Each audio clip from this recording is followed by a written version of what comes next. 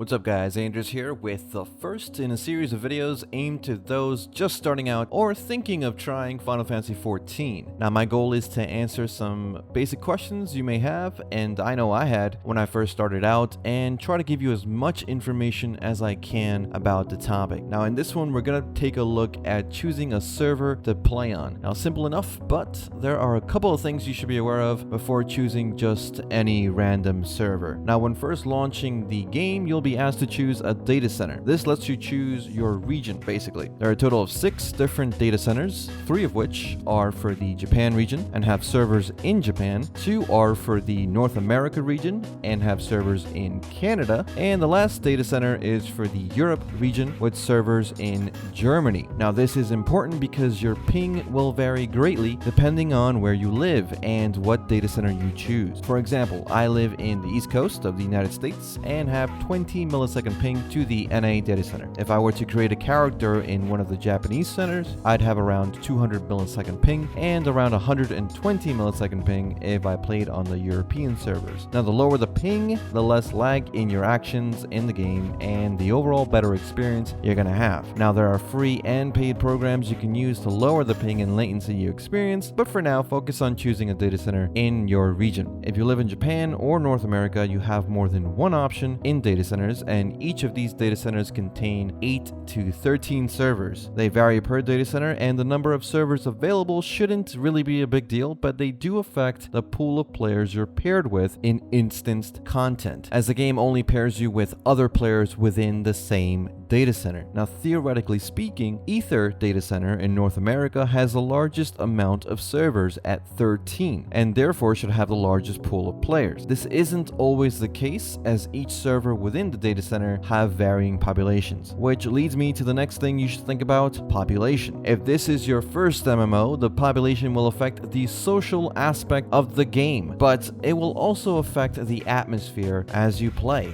Now, being that the game is actually very solo friendly, seeing barren cities and zones as you level can be a little bland and frankly really boring. With larger servers, you have a higher chance to see more activity and therefore have the world feel more alive and immersive. With that said, right now there are a handful of very popular servers, 2 of which are incredibly difficult to create a character in because of the character limit of those servers are often maxed, and it becomes very difficult to create your characters in these servers. Now, if you choose to join these high population servers, you'll have to watch the character creation restriction notice on the Lodestone website and check every 5 hours when they refresh the restrictions. Another chance to create a character, if you're desperate to get into these really high population servers like Gilgamesh or Balmung in the NA data center, is to wait for game maintenance. Usually there is a small window where you're able to create characters in those servers right after a maintenance completes. If you can't be bothered to go through all that, which, you know, I wouldn't blame you, but you're still adamant about playing in the highest population servers, you can create a character on any server and any data center and then pay an $18 fee or your regional equivalent to transfer to any server of your choosing, as the restrictions do not apply to server transfers. That's pretty much the more important stuff out of the way. Final Fantasy XIV does not segregate RP only servers, PvP only servers, and PvE only servers like some other MMOs, like World of Warcraft for example. Everything is kind of mixed together and there's no open world PvP, so that's not even a concern for those that are looking to avoid that. And before I leave, I do want to give you some suggestions as to what servers to choose if you just want to be told what servers to go for. Now this is strictly from my personal experience, as I've played on all data centers, so obviously there is some bias, and feel free to hear other players' opinions, but in the end, you know, you have to decide, okay? Now if you want to focus on endgame rating, I highly suggest you do, but you'll want to make a character on Gilgamesh, Sargatanas. They're both on Ether NA data center. Behemoth, Excalibur, or Leviathan are also good, and they're on Primal NA data center. Tonberry on the Elemental JP data center, and Odin, Ragnarok, or Cerberus in the Chaos EU data center. All these are pretty good servers to choose for rating. Those in my opinion have the larger rating populations out of the collective. Now I didn't include other other Japanese servers simply because most English-speaking East Asia and Oceanic players tend to play on Tomberry as it is the unofficial English JP server. Now, if you're not interested in raiding right now, but want to maybe experience it down the line, maybe you're also interested in RP as well, RP is role-playing by the way, then I suggest you go for Balmung, Gilgamesh, or Cactuar in Ether NA Data Center, Cerberus, Phoenix, or Ragnarok on Chaos EU Data Center, and Tomberry again on Elemental JP Data Center. Lastly, here are some, I guess, server stereotypes. They're not, they're not 100% correct as all stereotypes, but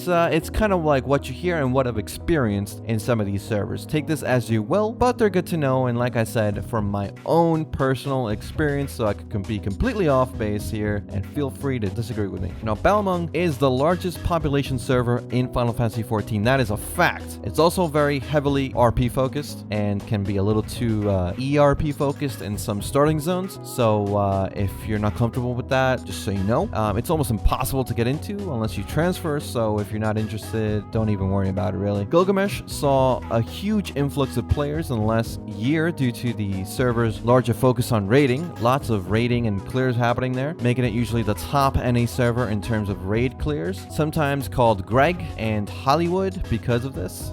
Tomberry is full of Australians usually. Had a nice time there. You're coupling basically the Japanese mentality of having a strong in-game economy, strong party finder, with a server that is open to English-only speakers. It's pretty good. The only thing is, if you're not living in that area, Oceania or Asia, you're gonna have some decent lag there. So that's the really only downside. A really awesome server though. Zodiac is one of the most casual servers I've ever been on, and good luck raiding there. It's not gonna happen. You're not gonna have a good time if you're just going in there for raiding. My economy is pretty shit, but if you choose to focus on crafting and gathering, you can make a shit ton of gil, since supply is always really low and people are always needing to buy stuff. Adamantoise is the turtle power server, pretty average in basically everything. Can't really go wrong, but you'll struggle getting that immersive feel, in my opinion. Still, it's my first ever server when I came back to the game in 2.0 relaunch, so I still recommend it. Moogle is full of French speakers and players, though there are also large Spanish communities in that server as well if you're looking for that. Shiva, on the other hand, is full of German-speaking players,